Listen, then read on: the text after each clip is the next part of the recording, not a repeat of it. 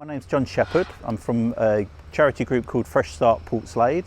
We were founded in 2014 by local Portslade residents to try and make a difference in the local community. This is our second history project. Our first history project was a Portslade history trail around the conservation area, which took in 12 historic buildings. Our project now aims to increase people's knowledge. So what we want to do is get people to be able to see it, increase visibility, accessibility, and general knowledge of the site. The Manor House is perhaps the oldest building still in Brighton and Hove. As you can see, it's not much of it left, but it still gives a feel of what the building would have been for. It dates back from about 1100, so just after William the Conqueror came into Hastings. And it would have been built for the first Lord of the Manor of Portslade, probably as a gift from William the Conqueror. Norman buildings are extremely rare because most people still lived in straw huts, wooden huts. So a stone building was a symbol of someone's wealth and power too.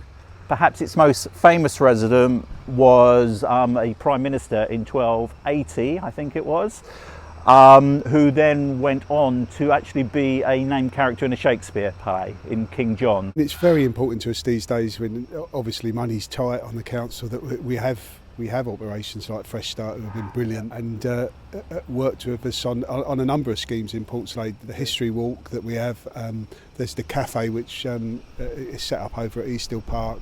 The walled garden is another thing that we've been able to revive, and of course now the old manor, which is really important to us. It will bring it history to life for schools and show people in Portslade that they have a very distinct and separate history, and it's a big credit to Fresh Start and the people involved in Fresh Start that it's all come about. We've been very fortunate. This is our second tranche of money from Heritage Lottery from their small grant scheme.